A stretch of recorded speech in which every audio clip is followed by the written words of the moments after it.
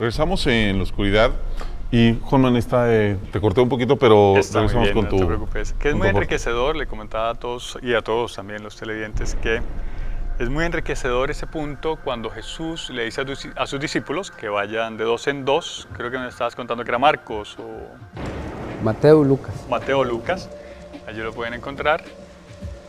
Les dice vayan de dos en dos y expliquen el Evangelio.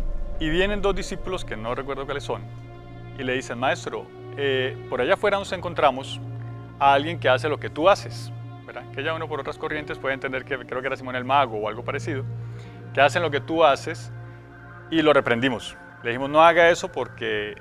Y Jesús enriquecedoramente y con una sabiduría completa le dice, casi que les dice no sean ingenuos o casi que y les dice déjalo que hagan lo que hace, que haga lo que hace porque quien no es contra mí, conmigo es. Entonces esto nos enseña de que cada quien que haga el bien a su manera, bajo su creencia, bajo sus dioses, bajo sus filosofías, bajo sus conceptos, está haciendo algo que agrada al Padre, que agrada al universo y que agrada a los ángeles y a los seres divinos, haciéndolo cualquiera sea tu convicción, pero haga el bien. Entonces viene el punto práctico donde Jesús le enseña a sus discípulos que no interrumpan a aquel que haga el bien, cualquiera sea su creencia. Porque Jesús no le preguntó, ajá, ¿y con qué Dios? ¿Él lo hacía a nombre de Abraham o de Moisés? No, él no preguntó nada. Simplemente Jesús dijo que lo dejaran, que quien no es contra él, con él es. De esta manera Jesús pluraliza y respeta las creencias, cualquiera que sea. Puede ser que este hombre estuviera haciendo milagros, como los hace Jesús, en nombre del dios Apolo, o que lo hubiera estado haciendo en nombre del dios Mazda, de los persas, o qué sé yo, cualquiera creencia, pero Jesús no se quedó ahí preguntando, ¿y por qué? Porque él entiende que en la universalidad de Dios, todos somos hijos de la misma creación, y que ese hombre que estaba curando lo estaba haciendo al igual que él para ayudar a los demás, cualquiera sea su creencia. Entonces, a mí eso me parece muy enriquecedor de Jesús hacia sus discípulos, ¿verdad? Para que ellos comprendieran que todos, de alguna manera, por donde quieran llegar, van a llegar a esa casa del Padre tras las mismas enseñanzas de hacer el bien, que esa es mucho de la filosofía. Cuando uno lee a Juan, que tú decías hace un rato, me gustó mucho eso, que a Juan lo hemos visto un pedacito en la Biblia, pero de Juan se escriben textos muy enriquecedores. Juan pregona entre sus primeros discípulos, que después pasan a ser discípulos de Jesús, la ciencia del bien y del mal. Pero esa cosmogonía del bien y del mal es muy persa, con Mazda y con Ahriman, que eran los dioses, el Mazda, el dios bueno, los carros dicen Mazda, que es Agura Mazda, que significa bueno en persa, y Ahriman, que era el dios malo, ¿verdad? Y él habla y pregona mucho sobre el bien y el mal, que esa es la filosofía y la corriente que nos trae Juan, ¿verdad? Juan el Bautista, y que les enseña a sus discípulos. Luego viene Jesús y les explica. Jesús no les explica tanto el bien y el mal, Jesús les demuestra. Cuando viene porque como les dije hace un rato, Jesús para todos tiene. Si lo lee el que quiere filosofar, si lo lee el que quiere pensar, el que quiere analizar, el que quiere investigar, hasta para el exorcista hay. Jesús hace exorcismos ahí. Jesús hace cábala, hasta para los cabalistas. 70 veces 7 tienes que perdonar a tu enemigo. La Trinidad, el Padre, el Espíritu Santo y yo somos uno. Y en cábala eso se estudia y los judíos son muy dados al estudio cabalístico. Él tiene hasta enseñanza enriquecedora, de ahí está muy colmada, más que los evangelios.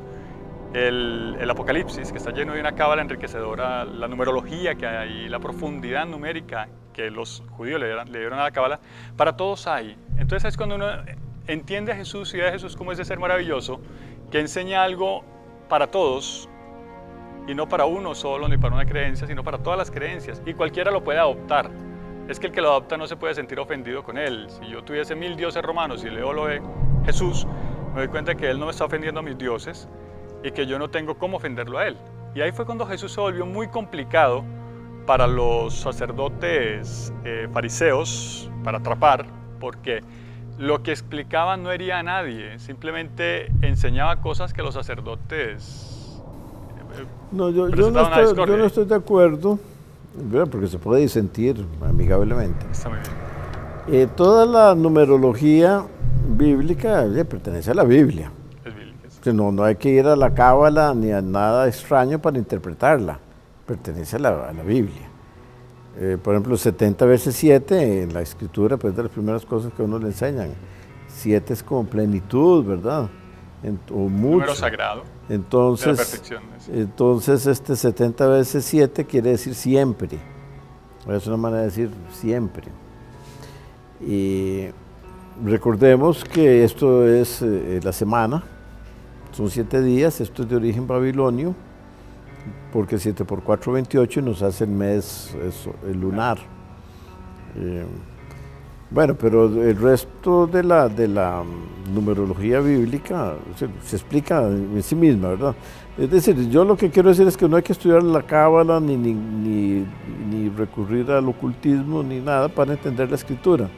La escritura hay que entenderla a partir de ella misma y con la ayuda de todos los descubrimientos filológicos, el estudio de aquellas lenguas, de las culturas de entonces, y se ha avanzado inmensamente. No hay libro mejor estudiado que la escritura. Y sí, nos dice mucho. Otra cosa es entender que las religiones no son iguales. Proponen modelos de desarrollo humano bien distintos. Entonces, eso, porque una tendencia muy fácil es decir, bueno, todas las religiones dicen que hay que evitar lo bueno, al contrario, ¿verdad? Que hay que evitar lo malo y hacer lo bueno. Y ya está, y entonces ¿para qué las religiones? Y eso está muy sencillo. No, eso es una simplificación muy empobrecedora. Las enseñanzas propias del Evangelio solo se encuentran ahí. Yo comparo el ambiente de las religiones con una universidad. A mí me gustan mucho los símiles, porque los símiles nos explican. En una universidad hay una población muy grande y cada población entra a una carrera en específico que le agrada. Cada muchacho, cuando ustedes entraron a la universidad, cuando yo entré a la universidad, por ejemplo, tú estudiaste, eres presbítero. Sí, estudié teología y también yo historia. Soy ingeniero.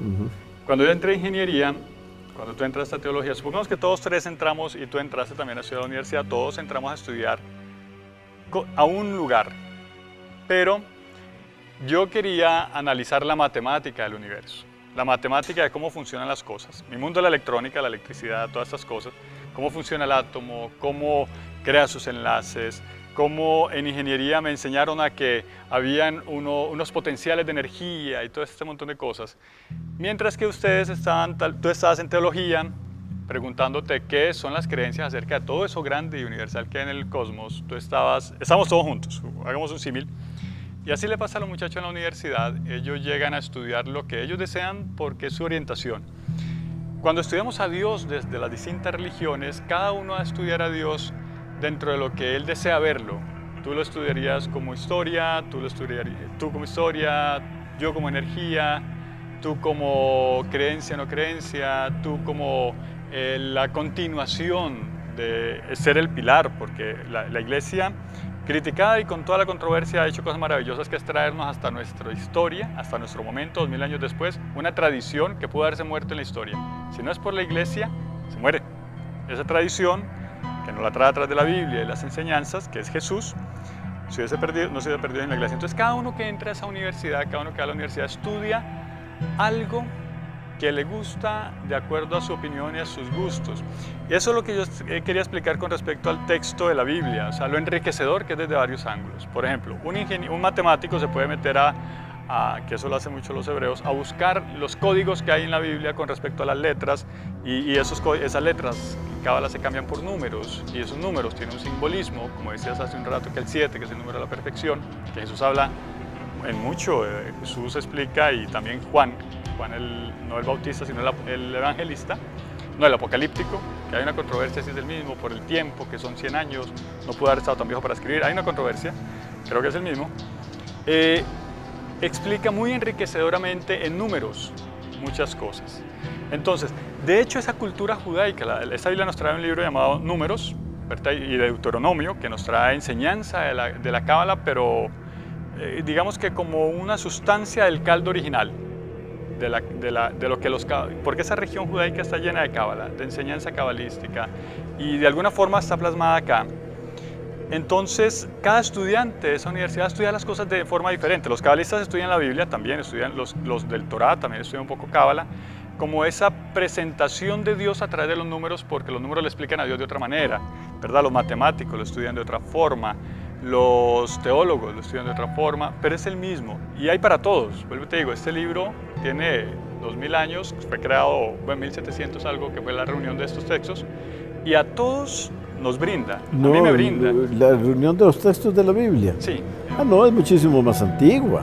Ya en el siglo IV todavía está lo que se llama el Código Vaticanus y el Código Sinaítico, que son colecciones donde están prácticamente todos los libros de la Biblia, son del siglo IV. Siglo IV. En un solo volumen. Sí, más o menos 1700 años. No. 1600. Siglo IV, es decir, por ahí más o menos coincidiendo con el Concilio de Nicea. 350, el Concilio de Nicea fue en el 325. Como le digo, sí, pero ya entonces existía la Biblia como colección de libros. No tal cual, ¿verdad? No tal cual. Pero sí, sí existía. Es como si tú pero entraras a la universidad. Lo esencial sí. Lo esencial sí. Es como si tú entraras a la universidad y te dieran este único texto. Yo, como ingeniero en el ejemplo, lo voy a estudiar desde el ángulo de la ingeniería y voy a sacar cosas que me sirven. Tú lo vas a estudiar desde el ángulo tuyo. Tú lo vas a estudiar desde la teología y tú desde la formación cristiana sacerdotal. Y es el mismo libro, pero a todos nos nutre, a todos nos enseña y a todos nos orienta. Ese es el ejemplo que tenía con la universidad. Y este libro tiene esa maravilla que a todos complace. Si a mí como ingeniero no me complaciese, yo lo desecho. Incluso hasta el ateo lo complace. El ateo que se viene a revolcar para ver qué debate, ¿verdad? Y esto no. Y aún a él lo complace. Su idea de Génesis para mí es primordial porque es algo de lo nuevo que se está viendo con la interpretación de textos. Solo para aclarar algo de fondo, porque yo veo este programa de vez en cuando tengo chance los jueves, y una vez vino un teólogo y dijo algo que para mí fue nada más y usted lo mencionó ahora y podemos caer en el error. Quien escribió el Evangelio de Juan no es Juan. No es Juan, ¿verdad? Yo tenía esa duda. Nunca el Evangelio dice que fue Juan. Alguien en la historia dijo, mira, digamos que fue Juan porque habla de un discípulo amado, pero podríamos ahondar hasta, ¿verdad? Meternos ahí a ahondar, que don Miguel no va a estar de acuerdo conmigo, profundamente, ¿verdad? Y que vamos a durar aquí 3 años más y no es el texto. Entonces, vamos a decir un poco más pero yo no tengo por qué defender como creyente que el Evangelio de Juan lo escribió Juan. No, pero sino de ahondar que verdaderamente el Evangelio de Juan lo pudo haber escrito hasta una mujer, ¿verdad? Entonces, pero eso es otro, para otra conversación. Entonces, las cartas de Juan tampoco las escribió el Juan, si se supusiera, ¿verdad? Y muchísimo menos el anciano Juan, el que escribió el Apocalipsis. Entonces, ahí... No calza en la cronología, ya estaría muy viejo. No, jamás. Ejemplo, el Evangelio de Juan fue el último evangelio en escribirse. Lo separan de los otros 3 porque tiene cosas diferentes, ¿verdad? Diferentes. Y se escriben, como se le calcula desde el año 90 después de Cristo al 100. Por ahí anduvo escribiéndose el Evangelio de Juan. Entonces, pero ya había caído el templo de Israel en el año 72, etcétera, etcétera.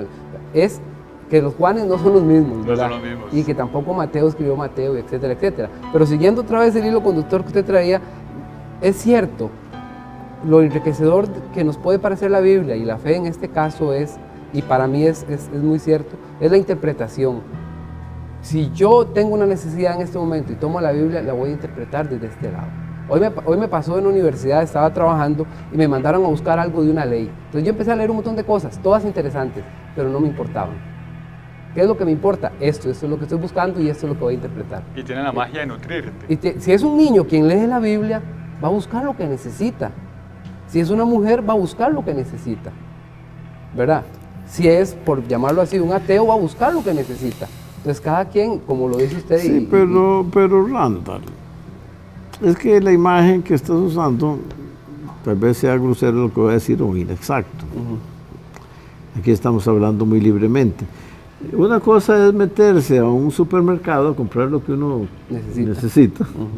Y otra cosa es enfrentarse a un mensaje que tiene su propia lógica y valga la redundancia, su propio mensaje. Y como teólogo estoy completamente de acuerdo, pero desde la praxis no puedo estar de acuerdo. Vamos a hacer un corte y vamos a regresar con este tema porque creo que es interesante, porque creo que a mi punto de vista y el de a muchos, creo que la forma de entender o de llevar al conocimiento esto a veces como que queda muy poco a la interpretación o digamos o a la filosofía de uno mismo y simplemente se queda así como una guía a veces estricta de que tiene que ser como quedó escrito y como se dice porque no hay otra forma de cambiarse, ¿no? Creo que ahí podemos comentar un poco. Vamos a un corte, regresamos. Era muy peligroso, no sabíamos qué estaba pasando a ese otro lado de la barrera o si podría haber otra bomba cerca.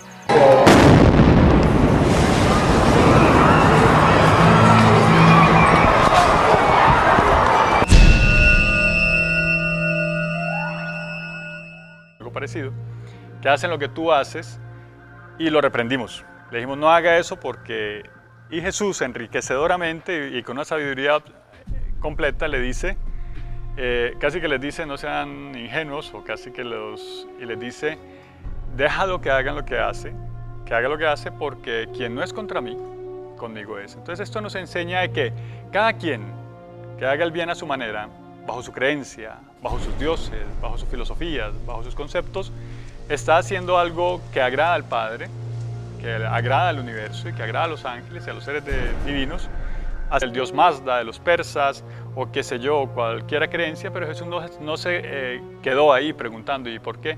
Porque él entiende que en la universalidad de Dios todos somos hijos de la misma creación y que ese hombre que estaba curando lo estaba haciendo al igual que él para ayudar a los demás, cualquiera sea su creencia.